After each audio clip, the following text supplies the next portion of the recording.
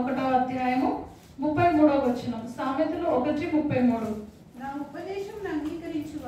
ఉపదేశమును అంగీకరించువాడు సురక్షితముగా నివసించును. వాడు కీడు వచ్చునన్న భయము లేక నెమ్మదిగా నుండును. ఇక్కడ మనం చూసుకున్నట్లయితే నా ఉపదేశమును అంటే నా వాక్యమును, నేను బోధించే మాటలు అనుసరించి నడిచిన వారు సురక్షితముగా ఉంటారు కదా. మరి ఆయన వాక్యము మన పాదములకు దీపము, మనకు మన త్రోవకు వెలుగునైనది. ఎంత కీర్తనలు మరి 119, 105లో మనం చూసుకున్నట్లయితే ఆయన వాక్యం మన పాదములకు దీపము, మన త్రోవకు వెలుగు. అయితే మరి నా ఉపదేశం అంగీకరించేవాడు సురక్షితంగా నివసించును. కీడు వచ్చునన్న భయము లేక నెమ్మదిగా ఉండు. ఎందుకు భయం లేకుండా నెమ్మదిగా ఉంటాడు అని అంటే, వాక్యానుసారంగా జీవించినప్పుడు, వాక్యము నీలో ఉన్నప్పుడు దేవుడు నీలో ఉంటాడు. ఆయన వాక్యమై ఉన్నాడు కదా. మనం ఆదికాండంలో చూసుకున్నట్లయితే ఆయన వాక్యమై ఉన్నాడు. మరి ఆ దేవుడు మరి నీలో ఉన్నప్పుడు నీకు భయం అనేది ఉండదు. కీడు వస్తుందన్న భయము లేకుండా సురక్షితముగా ఉండదు. నిర్గమకాండము 33:28 వచనం.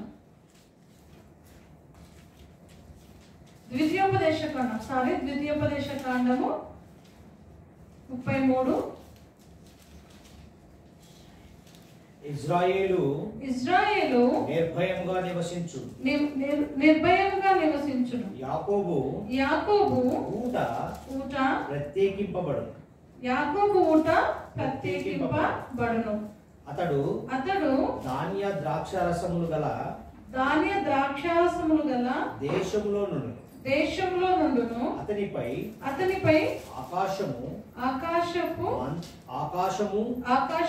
మంచును కురిపించు. ఇక్కడ మనం చూసుకున్నట్లయితే ఇశ్రాయేలు నిర్భయముగా నివసించును.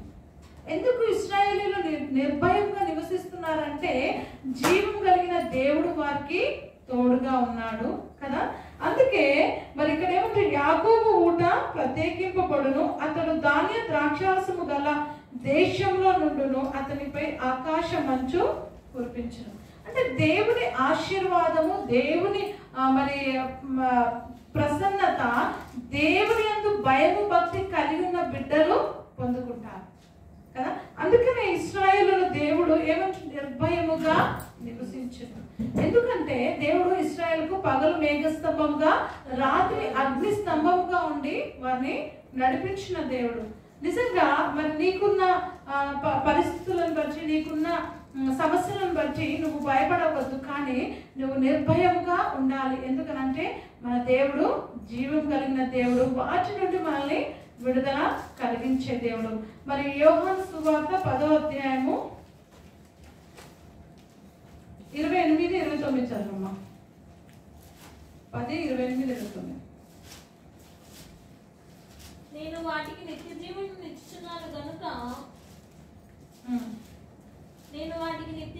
ఇచ్చుచున్నాను గనుక అవి ఎన్నటికీ నశింపవు. ఎవడునూ వాటిని నా చేతిలో నుండి అపహరింపడు.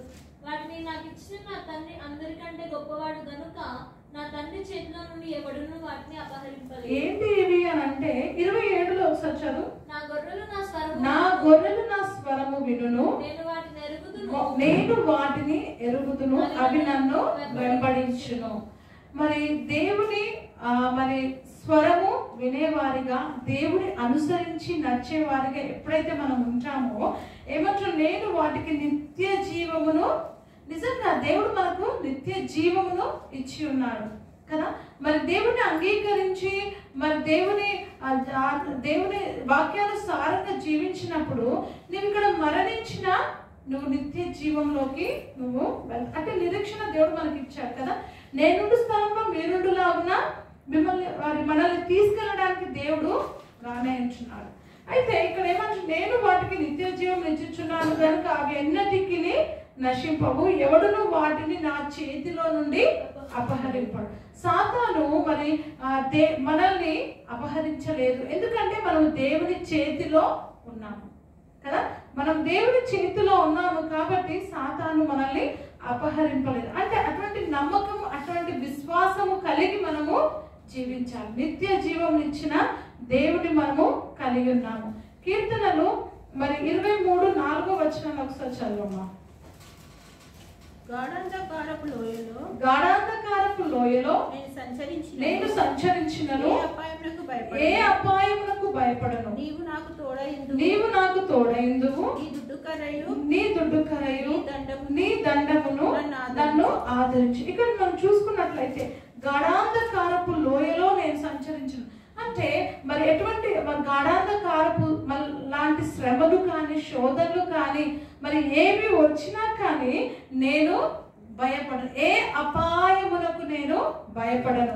నీవు నాకు తోడై ఉన్నావు.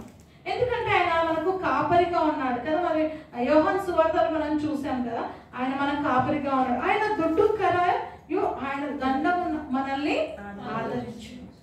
ఇట్టి గొప్ప నిరీక్షణతో మనము ఈ లోకంలో జీవించాలి. ఎవరు నాకు సహాయం చేసేవారు లేరు, ఎవరు నన్ను మరి పట్టించుకునేవారు లేరని మనం అనుకుంటాం. కానీ జీవం కలిగిన దేవుడు మరి నిన్ను చూస్తున్నాడు, నీకు తోడుగా ఉన్నాడు. మరి యోహాను సువార్త 14:1 చదవమ్మా. మీ హృదయమును కలవరపడనీయకుడి. దేవుని యందు విశ్వాసం ఉంచుచున్నారు, నా యందును విశ్వాసం ఉంచుడి. దేవుడు స్పష్టంగా మాట్లాడుతున్నాడు. మీ హృదయములను కలవరపడనీయకుడి. నిజంగా కొన్నిసార్లు ఎంత కలవరం అంటే అది ఎవ్వరు కూడా తీర్చలేనిది కదా. అస్సలు నాతో అవ్వట్లేదు అని చెప్పేసి ఏదైనా మరి సమస్య రాగానే దాని గురించి ఆలోచన చేసుకుంటూ సమయాన్ని వృధా చేసుకుంటూ ఆ కలవరం వల్ల నీకు అనారోగ్యత వస్తుంది కదా. అనారోగ్యత వలన నీ కుటుంబంలో కూడా నష్టం కలుగు. అందుకే దేవుడు అంటున్నాడు, ఏమంటున్నాడు అంటే మీ హృదయములను కలవరపడనీయకుడి, నా యందు దేవుని యందు విశ్వాసం ఉంచుతున్నారు కదా. యేసుప్రభు వారు ఏమో నా యందు విశ్వాసం ఉంచుడు. ఎప్పుడైతే మనం దేవుని యందు విశ్వాసం కలిగి ఉంటామో మరి మన పట్ల దేవుడు గొప్ప కార్యము చేయడానికి సిద్ధంగా ఉన్నాడు. విశ్వాసం లేకుండా నువ్వు ప్రార్థన చేస్తే దేవుడు ఆలకించాడు. నీలో విశ్వాసం ఉన్నప్పుడే అది ప్రార్థన నెరవేరుతుంది. మరి అదే విధంగా రోమా 8:15 చదవడం. ఏలియనగా మరలా భయపడుటకు మీరు దాస్యపు ఆత్మను పొందలేదు కానీ దత్తపుత్ర ఆత్మను. మరలా భయపడడానికి మనం ఏ ఆత్మను పొందుకున్నామంట? దాస్యపాత్మ కాదు, దత్తపుత్ర ఆత్మను పొందుకొని చదవమ్మా. ఆ ఆత్మ కలిగిన వారమే మనము అబ్బా తండ్రి అని మొరపెట్టుచున్నాము. ఎందుకు అంటే మరి దేవాది దేవుడు తన రక్తమునిచ్చి తన స్వరక్తమునిచ్చి నిన్ను నన్ను కొని ఉన్నాడు. మనం దాసులుగా ఉండడానికి మనల్ని దేవుడు పిలవలేదు కదా. మనం దత్తపుత్ర ఆత్మను కలిగి అబ్బా తండ్రి. నిజంగా మరి ఎవరిని మనం పిలవగలుగుతాము? మనకు జన్మనిచ్చిన తండ్రిని పిలుస్తాము కదా తండ్రి అని. మరి దేవాది దేవుని మనల్ని సృష్టించిన సృష్టికర్తను మాత్రం మనము పిలవగలుగుతాము. అట్టి గొప్ప ఆధిక్యతనిచ్చాడు. కాబట్టి నీకు ఏదైనా సమస్య ఏదైనా వచ్చినా కానీ నువ్వు నీ దేవుడిని నీ తండ్రిని ఆశ్రయించాలి. మరి 2 తిమోతి 1:7 వచనాన్ని 2 తిమోతి 1. దేవుడు మనకు శక్తియు ప్రేమయు ఇంద్రియ నిగ్రహమును గల ఆత్మనే ఇచ్చను కానీ పిరికితనము గల ఆత్మని. దేవుడు మనకు శక్తి ఏమిచ్చాడు? శక్తి గల ఆత్మనిచ్చాడు. ఇంకేమిచ్చాడు? శక్తియు ప్రేమయు ఇంద్రియ నిగ్రహములు గల ఆత్మనే ఇచ్చాడు. కానీ ఇంకా పిరికితనం గల ఆత్మను దేవుడు మనకు ఇవ్వలేదు. ఒకవేళ పిరికిగా ఉంటున్నావేమో, దేనికైనా భయపడుతున్నావేమో, మరి నిన్ను బలపరిచే దేవుడు నీకు తోడుగా ఉన్నాడు. దేనికి కూడా భయపడాల్సిన అవసరము లేదు. ఎందుకంటే దేవుడు శక్తి కలిగిన దేవుడు, ఆ శక్తిని నీకు ఇచ్చాడు. ప్రేమ కలిగిన దేవుడు, ఆ ప్రేమను నీకు ఇచ్చాడు. మరి అటువంటి నిరీక్షణతో నువ్వు ముందుకు వెళ్ళాలి ఈ లోకంలో. మరి హెబ్రీ 2వ అధ్యాయము 14-15 ఒకసారి చదువున్నాం. కాబట్టి ఆ పిల్లలు రక్త మాంసములు గలవారైనందున ఆ ప్రకారమే మరణము యొక్క బలము గలవానిని అనగా అపవాదిని మరణము ద్వారా నశింపజేయుటకును జీవితకాలం అంతయు మరణ భయము చేత దాస్యములకు లోబడి వారిని విడిపించుటకును ఆయన కూడా రక్త మాంసంలో పాల్గొన్నాడు. నిజంగా మనం దేనికి భయపడతాము? భయం దేనికి వస్తుంది చెప్పండి? చచ్చిపోతామేమో కదా. మనము దేనికి భయపడతాము?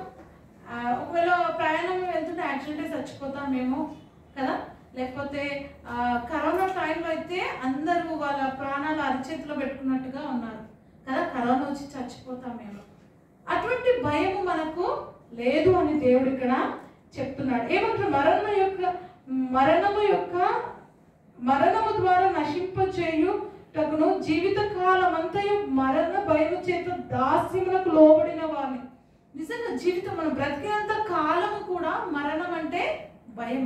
ఎక్కడ మరణం వస్తుందో, నా పిల్లలు పెరిగేంత వరకు భయం కదా.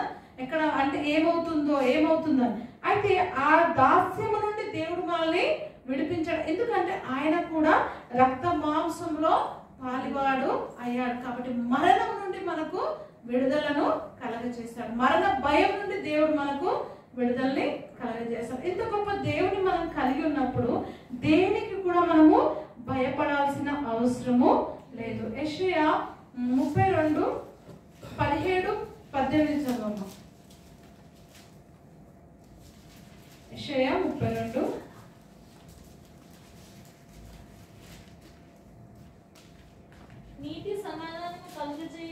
నీతి సమాధానం కలుగజేయును నీతి వలన నిత్యమును నిమ్మలమును నిబ్బరము కలుగును. నా జనుల విశ్రమ స్థలమునందును ఆశ్రయ స్థానమునందును సుఖకరమైన నివాసమునందును నివసించెదరు.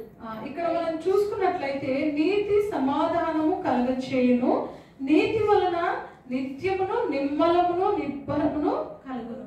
నిజంగా దేవుడు మనకు నీతిని కలగజేసి ఉన్నాడు. ఎందుకంటే ఎప్పుడైతే నువ్వు యేసు ప్రభువును అంగీకరించావో, నీ తండ్రిగా, నీ ప్రభువుగా, నీ దేవుడిగా నువ్వు ఎప్పుడైతే అంగీకరించావో నువ్వు నీతిమంతుడిగా తీర్చబడ్డావు. అందుకే దేవుడు ఏమో నీతి సమాధానము కలగచేయడు. ఎప్పుడైతే నీతి నీలో ఉంటుందో, ఎప్పుడైతే దేవుడు నీలో ఉంటాడో నీకు సమాధానము కలుగుతుంది. నీతి వలన నిత్యము నిమ్మలము నిబ్బరము కలుగును. చాలా మంది అంటే ఏ విధంగా మీరు ఇంత నిమ్మలంగా ఉన్నారు, నిబ్బరంగా ఉన్నారు, భయపడకుండా అంటే దేవుడు మనకు తోడుగా ఉన్నాడు. అయితే దేవుడు మనకు తోడుగా ఉన్నాడు కాబట్టి ఇటువంటి నిబ్బరము ఇట్టి ధైర్యము మనము కలిగిన వారంగా ఉంటాము. ఎప్పుడు అనంటే నువ్వు నీతి కలిగి దేవుని అంగీకరించి దేవుని ఎందు విశ్వాసం ఉంచి దేవుని వాక్యానుసారంగా ఎప్పుడైతే జీవిస్తావో నీతి వలన సమాధానము కలుగుతుంది, నిబ్బరము కలుగుతుంది, ధైర్యము కలుగుతుంది.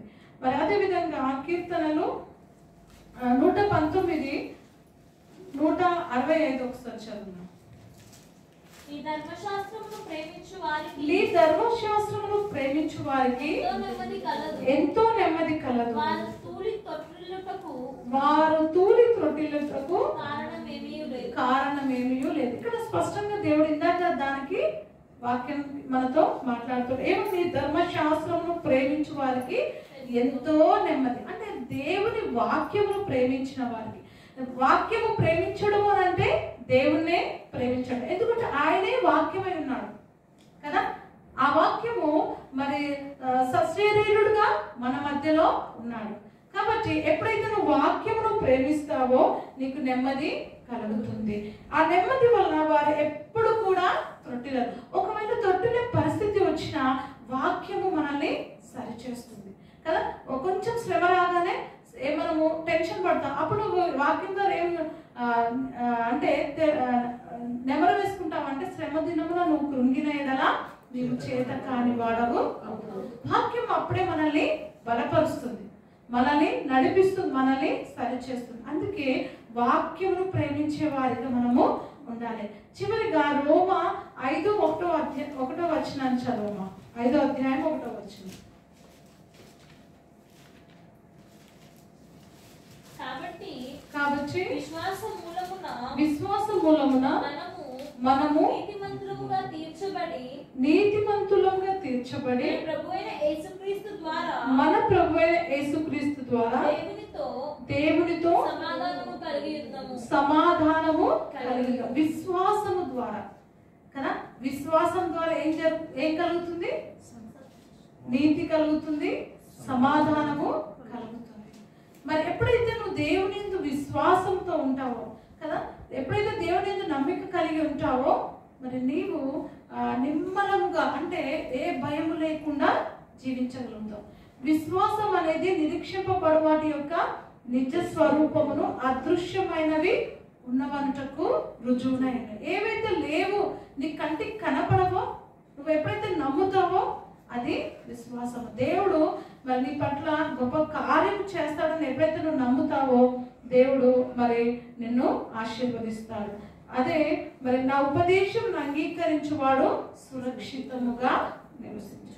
నిజంగా దేవుని వాక్యానుసారంగా ఎప్పుడైతే మనం జీవిస్తామో మనం సురక్షితంగా ఉంటామో వాడు కీడు వచ్చునన్న భయము లేక నెమ్మదిగా. అటువంటి స్థితి మనందరికీ కూడా కలుగును గాక. దేవుడి మాటలు మనందరి వినికిడిలో దీవించి ఆశీర్వదించును గాక.